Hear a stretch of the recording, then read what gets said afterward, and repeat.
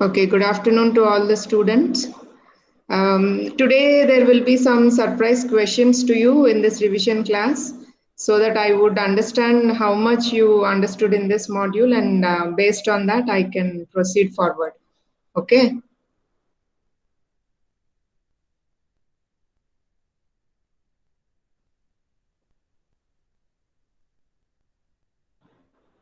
Presentation will be visible to you. And based on that, I'll ask you some questions, okay? So what are the two important components in Hadoop?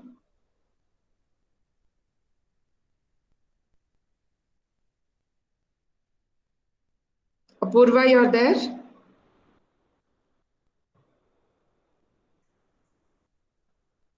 Yes, ma'am. Yeah, what are the two important components in Hadoop, Apurva?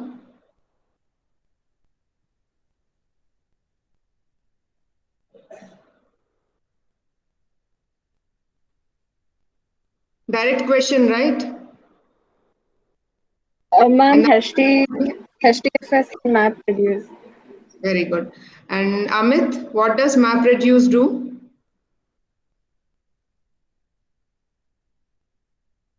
Yes, ma'am. What does MapReduce do? What is the function of MapReduce?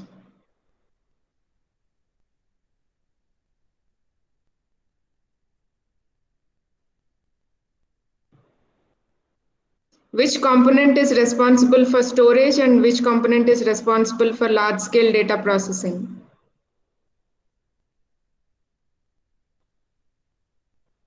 Surya?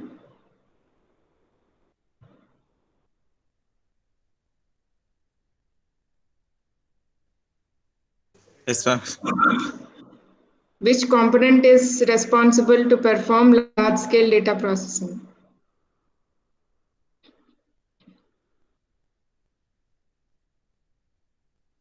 Shashank? MapReduce, ma'am. Good. And which is responsible to store large data, large amounts of data? HDFS. HDFS, right. So in this fifth module, we have seen about MapReduce, how we can write a map function and reduce function in order to perform some processing task or a job on a larger cluster, right? In your fourth module, you have seen the architecture of HDFS and how exactly HDFS client interacts with the cluster in order to perform any read or write operations, and what are the background execution tasks that happen, like how HDFS client interacts with name node, data node, and how read and write operation data flows occur with all these components. These were clearly explained in your fourth module. In fifth module, we focused more on MapReduce, how exactly this MapReduce jobs execute in order to perform large-scale data processing, right? So we understood MapReduce as a programming model for data processing, and Hadoop can run MapReduce programs written in various languages. It is quite compatible. You can write MapReduce programs in Java, Ruby, Python, C++, and many other such compatible languages. And MapReduce programs are inherently parallel. They keep executing multiple jobs simultaneously on multiple machines at the same time. That is why they can handle large amounts of processing tasks. For this, we have seen a word count example, right? So what are the inputs given to map function called as? Any of you? This picture, can you notice the name given for input given to map function?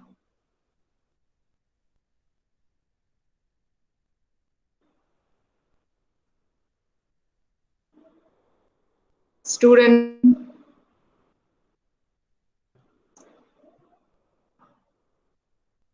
I'm not asking you something from your without like Without preparation, I'm not asking you to respond. I'm displaying it everything here itself. So you can see and answer. I'll be happy if you could locate the answer.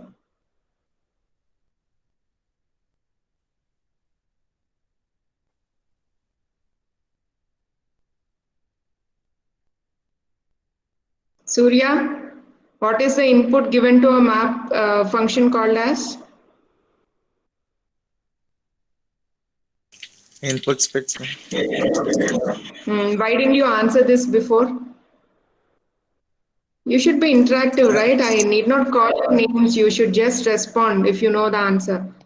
The input given to the map function, it is treated as input split, or they are also called as work units or input chunks of data. Okay, these names can be interchangeably used to denote the input given to a map task. The entire data set will not be given to map task as it is. They'll be divided into smaller work units called as input splits, and these input splits will be given in the form of key value pair or in the abstract form of key value pairs to the map function, and then the map function starts processing that data and performs further shuffling also in order to bring similar type of data into one particular unit. So initially, when this input split welcome to Hadoop is passed to map function, the words are counted. Welcome occurs for one time, to occurs for one time, and Hadoop occurs for one time. And so on for all the input splits. This map processing is done, and then it is shuffled so that similar type of key value pairs can be brought to one particular place and further fed to this reduce phase. Okay, so which task starts at first, map or reduce task?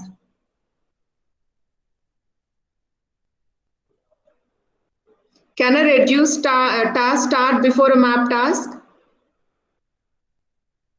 No, ma'am. First map. In some cases at least.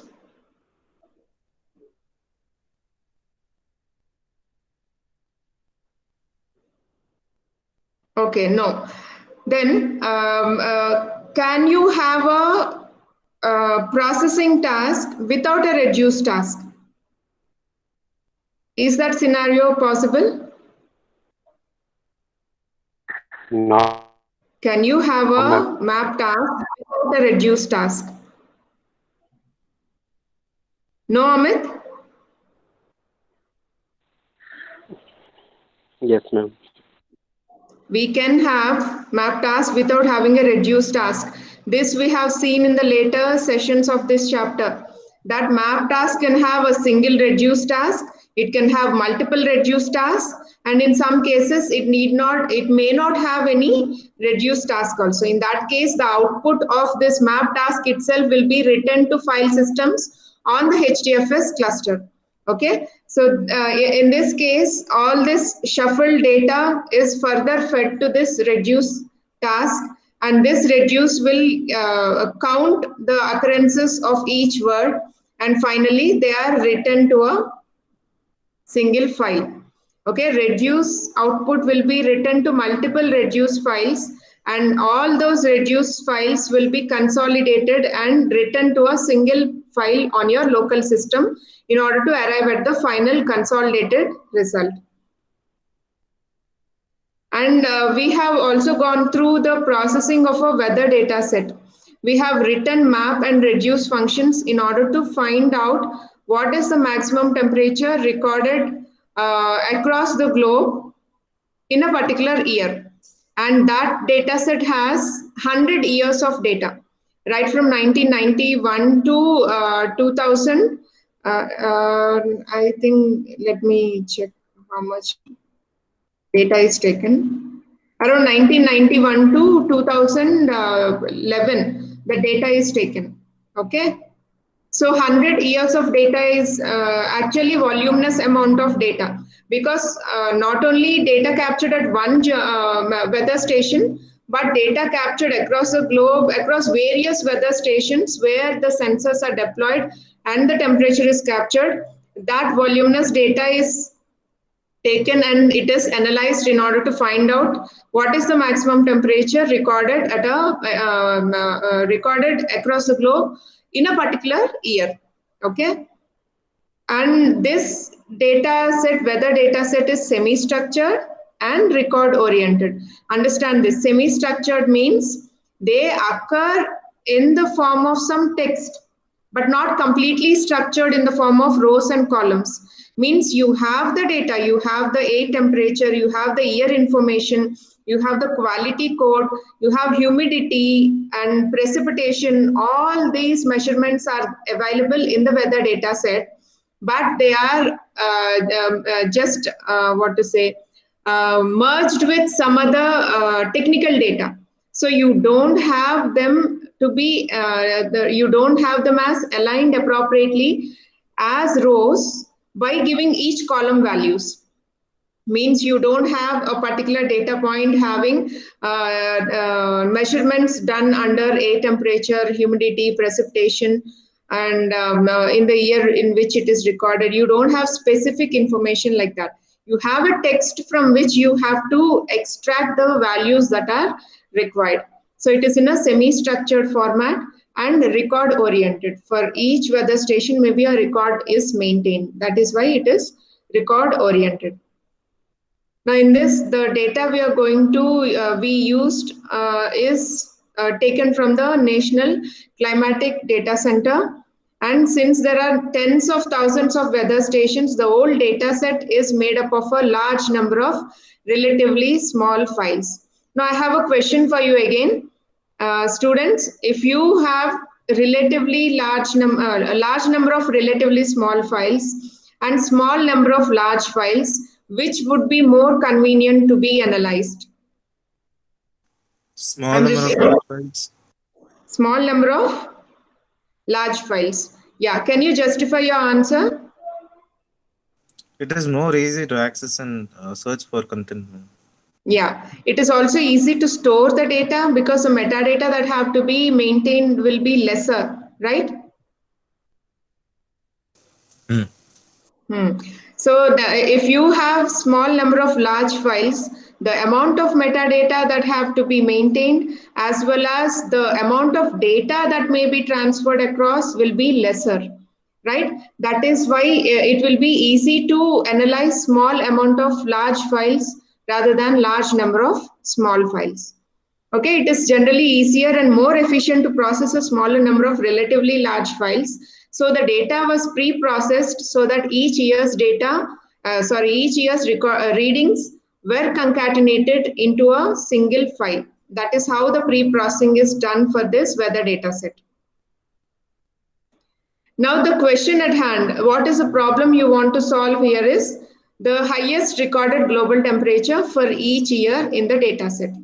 Okay, so the classic tool normally used for processing line-oriented data is AWK, like you use in your Unix. So if we write a script, the script loops through the compressed year files, first printing the year and then processing each file using AWK command. Now this AWK script extracts two fields from the data, the air temperature and the quality code, and applies various tests. Now to find the maximum temperature for each file and the complete run for the century, we have taken 100 years data, right? So for the entire century, it will take 42 minutes in one run on a single elastic cloud compute, high CPU extra large instance. So they understood that, they found that it took around 42 minutes to analyze this entire data set. Now to speed up the processing, 42 minutes is actually considerably more time, right, in order to process the data. So in order to speed up the processing, we need to run parts of the program in parallel, right? If you can run the program in parallel by dividing the data set into input splits so that multiple nodes can handle the processing and speed up the process so that you can arrive at some result in lesser time than what is observed in the previous case. In this case, we could process different years in different processes using all the available hardware threads on a machine. But there are few problems with this. When you're dividing the task onto multiple machines, then coordination problems will arise. First, dividing the work into equal sized pieces isn't always easy or obvious. Why? Because if you're dividing the work into equal sized pieces, again, you have to consolidate them back later. So that will be a problem that would be encountered. And second, combining the results from independent process may need further processing. As I said, this reduced job will give you multiple reduced outputs. Now again, combining those results by performing some post processing and then bringing it on into a single file on your local machine. All this requires some extra labor. And third, you are still limited by the processing capacity of a single machine. If at all, you are not resorting to this MapReduce still, then what type of problems you encounter? I'm talking about those problems. Okay, and the third problem would be you will have limited processing capacity of a single machine. Why? Because by using Unix, you run on a single machine. Still, if multiple machines are used, then coordination and reliability problems arise. You may not know which node has failed while processing this task, or you may not be able to coordinate in a proper way, in a professional way, when you are working with multiple machines. Then you may encounter the problems like who will run the overall job and how do we deal with failed process. All these problems will start arising if you start working on multiple machines. So using a framework like Hadoop to take care of these issues will be of good help. Why? Because it provides us with a mechanism called as MapReduce, which will take care or which will address all these issues that are discussed here. Now, MapReduce works by breaking the processing into two phases. So the processing is done in two stages, the map phase and the reduce phase. And if you want to add a combiner, then the number of phases will increase, and actually it reduces the amount of data that is transferred between map and reduce. Now each phase has key value pairs as input and output. All the data is abstracted into key value pairs itself. You can't work with the text as it is, right? Because you're trying to run the processing task on multiple machines, then it is easy to coordinate between them if you have the data being represented in the form of key value pairs. So each phase has key value pairs as input and output, the types of which may be chosen by the programmer. You can choose the type of the key value pairs. It can be a text or int writable, or it can be a long int writable if you're dealing with large amounts of value for a key.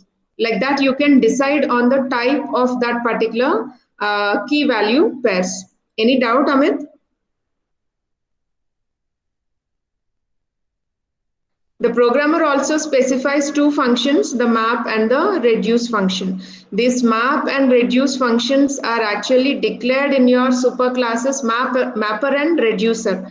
Now you can customize these map and reduce functions according to your requirements based on the way you want to process your data set.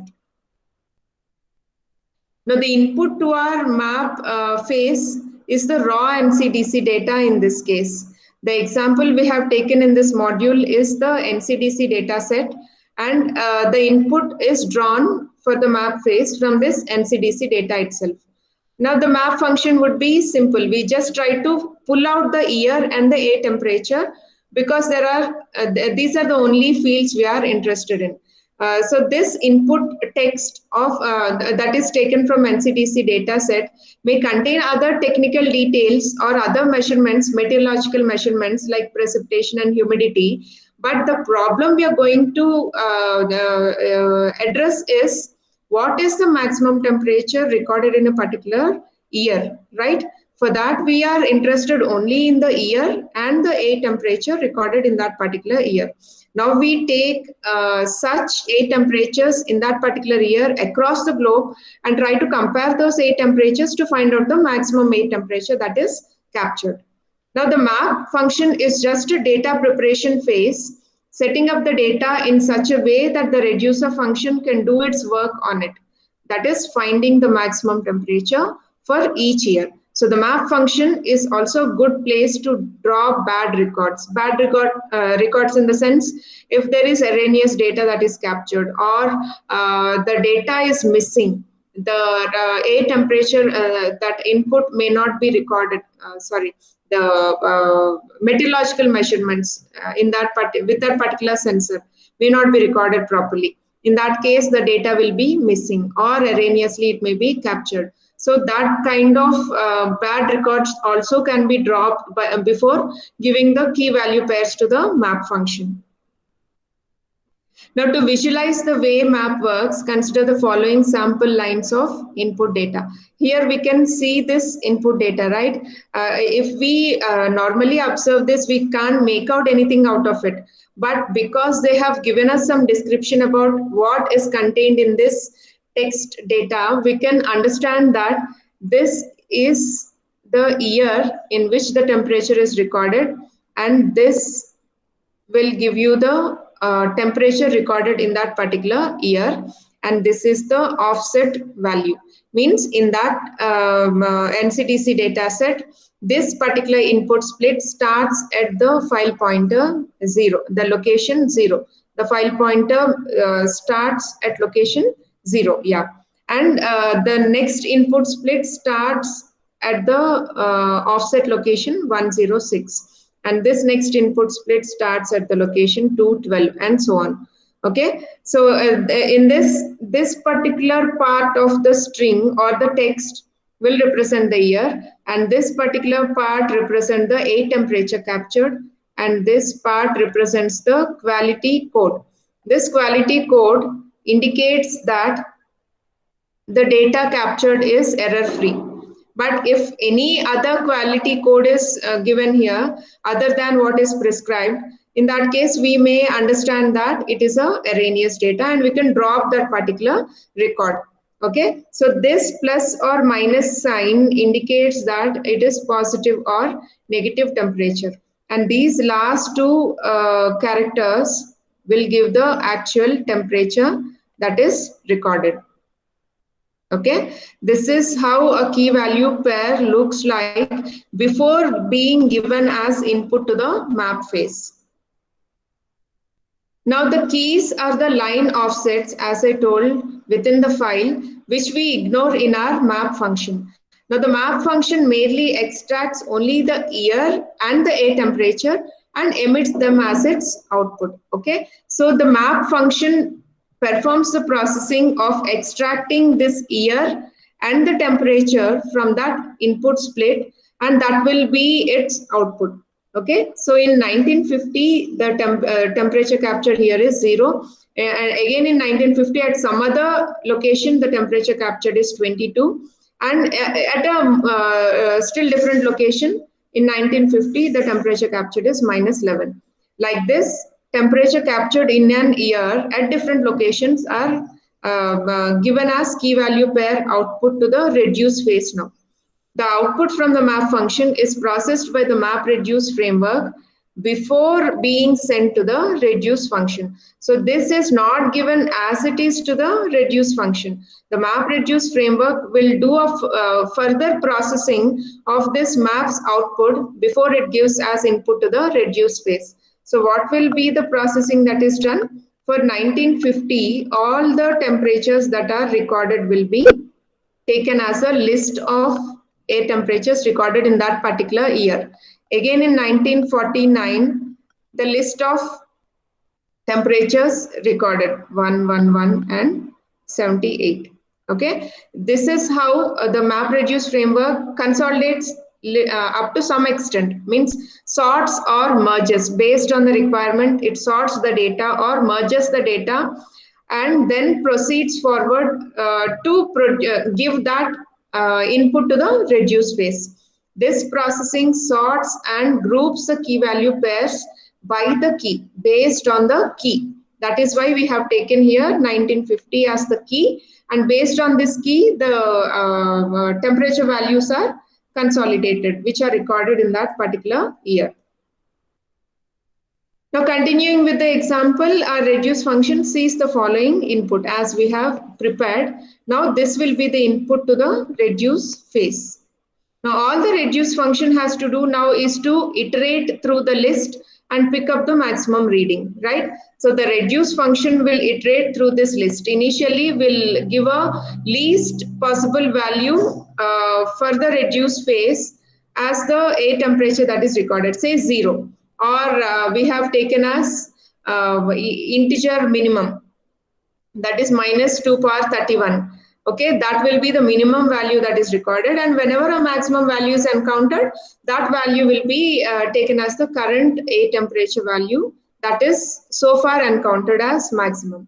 Okay, based on that logic, in 1949, 111 is the maximum temperature that is recorded, and in 1950, 22 is the maximum temperature. Now remember, this is given in a separate reduced file, and this is given in a separate reduced file. Now all these reduced files have to be further consolidated and written to a single file on your local machine. Now this old data flow is illustrated, depicted in this particular figure. Initially, the input splits are taken and they are converted into key value pairs with the file offset as the key and the text as the value. Now from that text, the year is extracted as the key and the A temperature is extracted as the value that is given here. Now they are further shuffled, and all the year, a single year's value, single year's A temperature is consolidated at a particular place, and further it is given to the reduce phase where it extracts the maximum temperature recorded in that year, and finally it consolidates the result and gives the final output. Okay.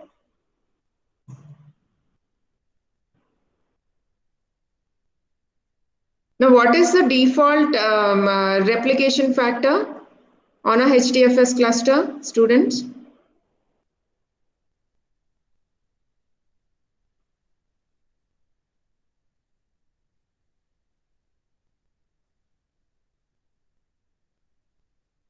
Students, can you hear me? 3, ma'am. 3. But if I'm running in a pseudo distributed mode, if I'm running my machine in a pseudo distributed mode, then what is the default replication factor? Madhusri?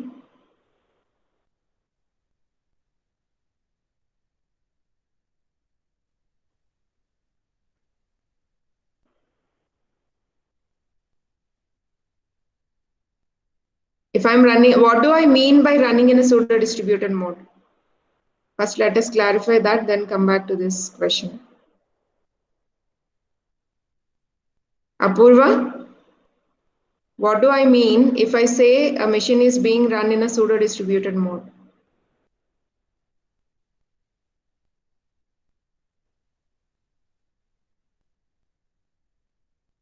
Surya? No idea. No idea. I have been repeating this again and again throughout the module.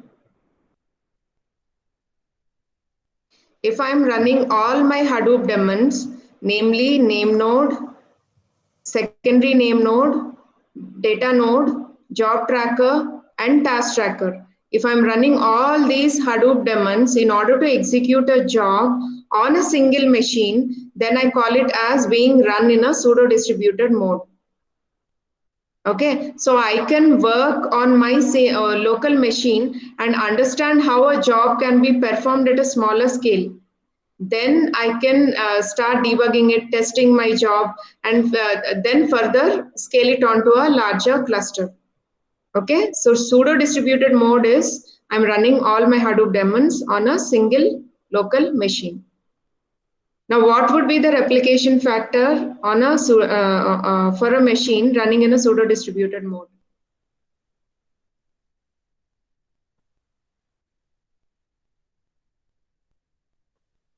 Answer lies in my question after the explanation, right? 1, ma'am. Yes, Suru. It is 1. Okay? Because you don't have any other option. You can't create multiple copies. You can't create replication factor as 3 when you're running on one single machine. In that case, the default replication factor will always be 1. You have to set it to 1. Otherwise, it will keep raising warnings that your system is under replicated, because the default replication factor is 3 and you're maintaining only 1 copy. It keeps raising the warning that the data is under replicated. So you have to explicitly set the property of replication factor to 1 when you're running in a pseudo distributed mode. Okay, so we'll do the revision very slowly. We have 3 more classes before your open course. So you have any doubts till here? Even from module 1, 2, 3 and 4. You received all the course material, right? All the lecture notes, case study, PPTs. Okay, shall we end the class then?